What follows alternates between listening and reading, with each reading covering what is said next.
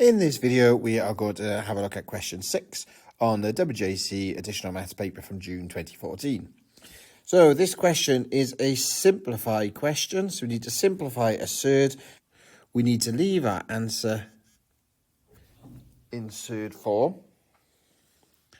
And importantly, we are not to use a calculator to answer this question. Now, you can use a calculator to check it, but you can't use a calculator to do it. So you have to show you're working all the way through.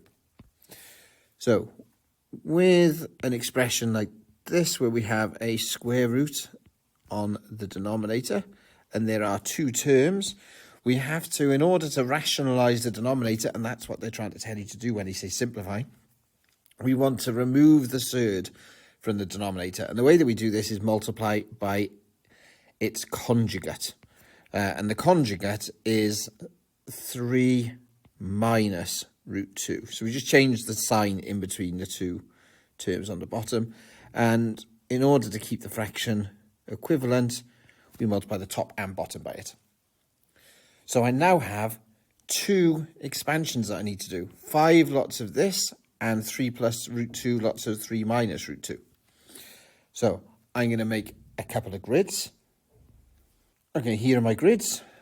So the smaller one is for my numerator, because in the numerator I have one term multiplied by 2, so I've got a 1 by 2 box.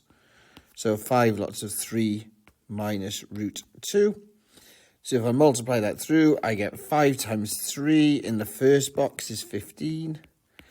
And 5 multiplied by negative root 2 in the second box, which is negative 5 root 2. Now you may not need the grid to help you.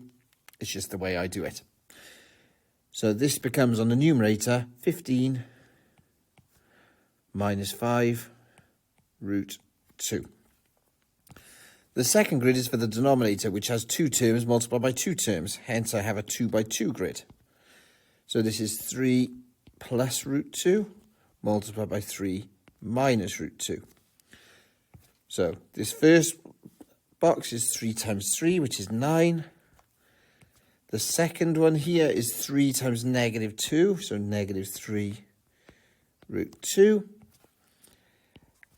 The third box here is 3 times positive root 2, so it's positive 3 root 2, and that's where the magic happens, because we end up with plus 3 root 2 minus 3 root 2, which will always cancel.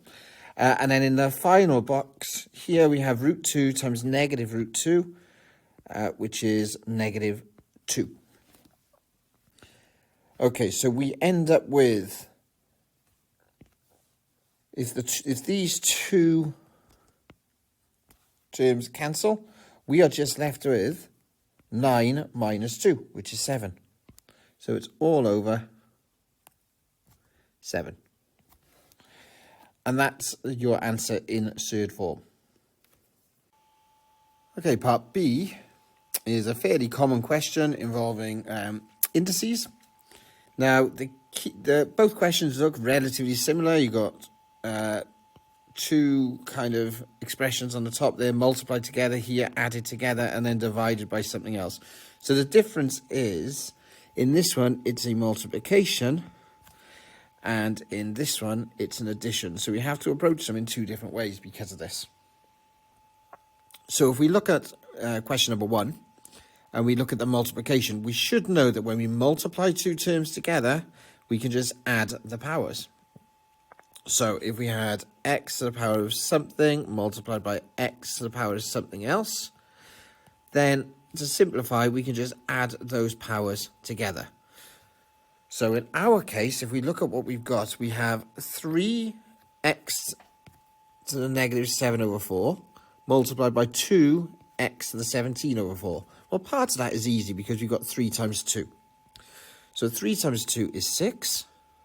And then let's look at our powers of x. So we have x to the negative 7 over 4 multiplied by x to the 17 over 4.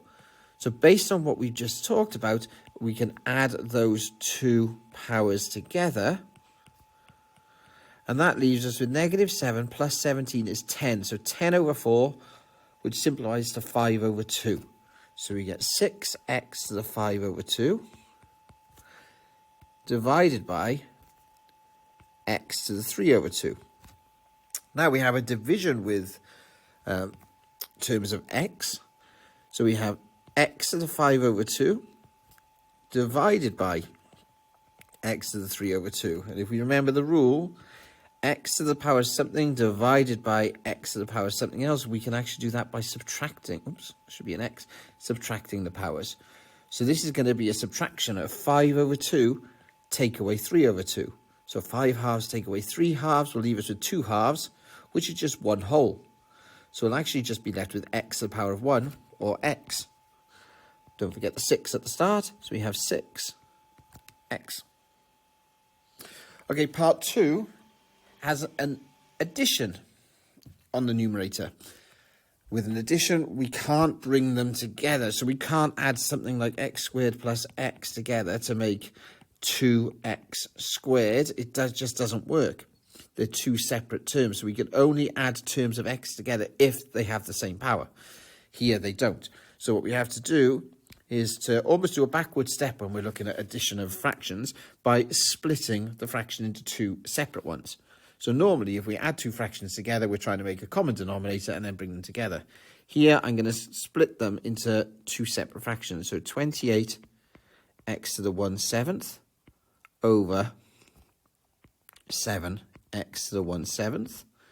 Then we have our plus 7x to the 2/7 divided by 7x to the 7th. So all I've done is I've taken this part of the fraction, I've added that part of the fraction. So normally we would go from something like this with common denominators, we'd say, well, it's got a common denominator of 7x to the power of a 7th, so we would just add the numerators together, which takes us to there. So we've just done a backward step.